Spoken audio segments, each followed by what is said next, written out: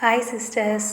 நம்மக்கிட்ட வீட்டில் மீதமான சாதம் இருந்தால் போதும், எப்படி ஈஸியாக பக்கோடா செய்யலாம்னு சொல்லிட்டு இந்த வீடியோவில் பார்க்கலாம். இது வந்து ஈவினிங் ஸ்நாக்ஸ்க்கு ரொம்பவே நல்லாயிருக்கும். நம்ம சேனல் பிடிச்சிருந்துச்சுன்னா சப்ஸ்கிரைப் பண்ணுங்கள், லைக் பண்ணி சப்போர்ட் பண்ணுங்கள். பக்கோடா செஞ்சு பார்த்துட்டு எப்படி வந்ததுன்னு சொல்லிட்டு எனக்கு கமெண்ட்டில் சொல்லுங்கள். ரொம்பவே கிறிஸ்பாக இருக்கும். ஈவினிங் டைமில் செஞ்சு பார்க்கலாம். ஒரு 15 நிமிஷத்துக்குள்ளவே செஞ்சு முடிச்சிடலாம். ஈஸியாக இருக்கும். வாங்க இதை எப்படி செய்கிறதுன்னு பார்க்கலாம். இதுக்கு 1 கப்பு மீதமான சாதம் வந்து எடுத்திருக்கேன். நான் மதியம் லஞ்சுக்கு செஞ்சது தான். 1 கப் மீதமான சாதம். இது வந்து நீங்கள் சாதம் உதிரியாக இருந்ததுன்னா மிக்சியில் போட்டு ஒரு பல்ஸ் பண்ணிக்கோங்க.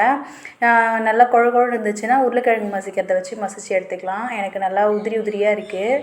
தண்ணி ஊற்றக்கூடாது, தண்ணி தெளித்து தான் வந்து அரைக்கணும். லைட்டாக வந்து அரைச்சிக்கலாம். இப்போ சாதத்தெல்லாம் வந்து மிக்சி ஜாரில் சேர்த்துக்கிறேன்.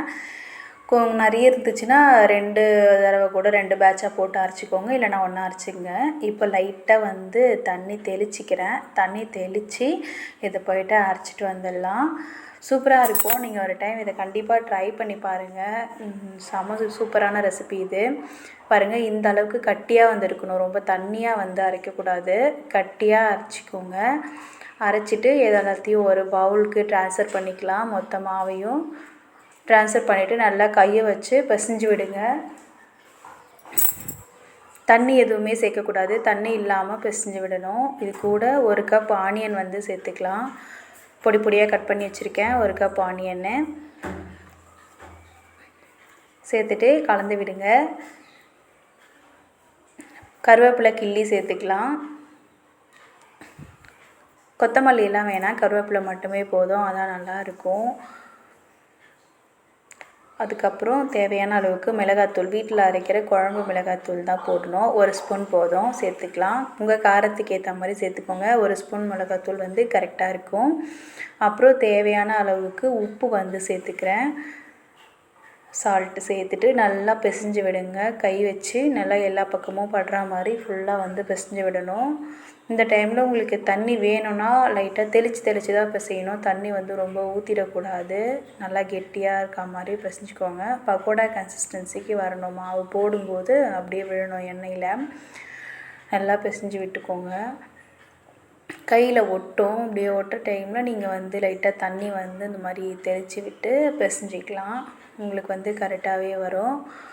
செஞ்சு பார்த்துட்டு எனக்கு எப்படி டேஸ்ட் இருந்துச்சுன்னு சொல்லிட்டு கமெண்ட்டில் சொல்லுங்கள். இங்கே பாருங்கள், இந்த மாதிரி நல்லா கலந்து விட்டுடணும். இப்படி போடும்போது நல்லா பக்கோடா மாவு மாதிரி நல்லா விழணும் கீழே. அதுதான் கரெக்டான கன்சிஸ்டன்சி. இந்த அளவுக்கு தான் பிசைஞ்சிருக்கணும். நல்லா எவ்வளோ கலர்ஃபுல்லாக இருக்குது பாருங்கள். நான் ஃபுட் கலர்லாம் எதுவுமே ஆட் பண்ணலை.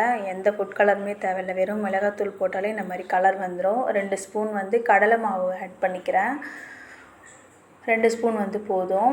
இல்லைனா ரொம்ப எண்ணெய் குடிக்கிற மாதிரி இருக்கும். கடலை மாவு சேர்த்துனிங்கன்னா நல்லா முறுன்னு வரும். காலிஃப்ளவர் 65 மாதிரியே இருக்கும். இதோட டேஸ்ட் வந்து பார்த்திங்கன்னா நல்லா சேர்த்துட்டு மறுபடியும் நல்லா கை வச்சு பிசைஞ்சு விட்டுக்கோங்க. தண்ணி வேணும்னா கூட தெளித்து பிசைஞ்சுக்கோங்க லைட்டாக. இந்த எண்ணெய் நல்லா சூடாகிட்டுருக்கு. இந்த எண்ணெயில் இப்போ ஒரு பேட்சாக வந்து நம்ம போட்டு எடுத்துக்கலாம்.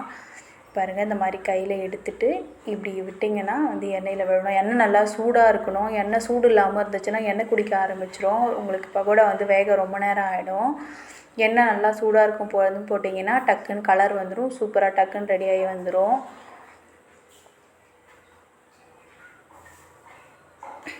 ஒரு பேட்சாக வந்து இதேமாதிரி போட்டு நீங்கள் 2 பக்கமும் திருப்பி விடுங்க. அந்த பபுள்ஸ்லாம் அடங்கினதுக்கப்புறம் தான் நம்ம திருப்பி விடணும்.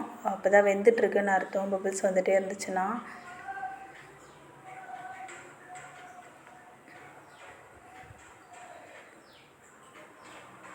எண்ணெயில் நல்லா கொதிச்சிட்ருக்கு. எல்லா மாவுமே இது மாதிரி போட்டுருக்கலாம்.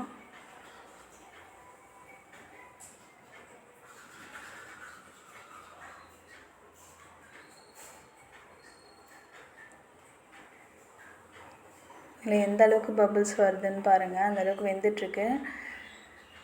வெந்து முடித்ததுமே பபுள்ஸ்லாம் வந்து அடங்கிடும். எண்ணெயிலேருந்து அந்த மாதிரி வராது. இப்போ கரண்டி வச்சு நம்ம 2 பக்கமும் வந்து கிளறி விடலாம். எண்ணெய் நிறைய இருக்கிறதுனால தேவையில்லை. சும்மா வந்து அப்படியே கரண்டி வச்சு கிளறி விட்டுட்டுருக்கலாம். பாருங்கள் எப்படி வந்து இருக்க சொல்லிட்டு. நல்லா மொறு மொறுன்னு சூப்பராக வரும், நல்லா இருக்கும். ட்ரை பண்ணி பாருங்கள்.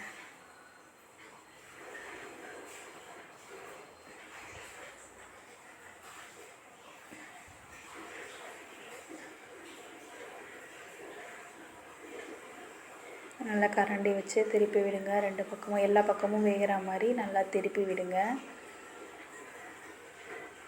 இப்போது எண்ணெயெல்லாம் வடிச்சிட்டு நம்ம எடுத்துடலாம். பாருங்கள் எப்படி இருக்க சொல்லிட்டு ரெடி ஆகிடுச்சு.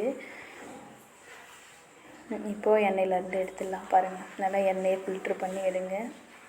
எடுத்து ஒரு பவுலுக்கு மாற்றிக்கலாம். அவ்வளோதான். ஒரு கருவேப்பிலை போட்டு எண்ணெயில் பொரித்து எடுத்து மேலே போட்டுக்கலாம், சும்மா டெக்கரேஷனுக்காக. நல்லா வாசமாக வந்திருக்கும். அவ்வளோதான் ஃப்ரெண்ட்ஸ், பக்கோடா ரெடி ஆகிடுச்சு. செம்ம டேஸ்டியாக ஈஸியாக நம்ம வீட்லேயே செய்யலாம். பழைய சாதம் மட்டுமே போதும். செஞ்சு பார்த்துட்டு எப்படி இருந்துச்சுன்னு எனக்கு கமெண்ட்ஸில் சொல்லுங்கள். தேங்க்யூ.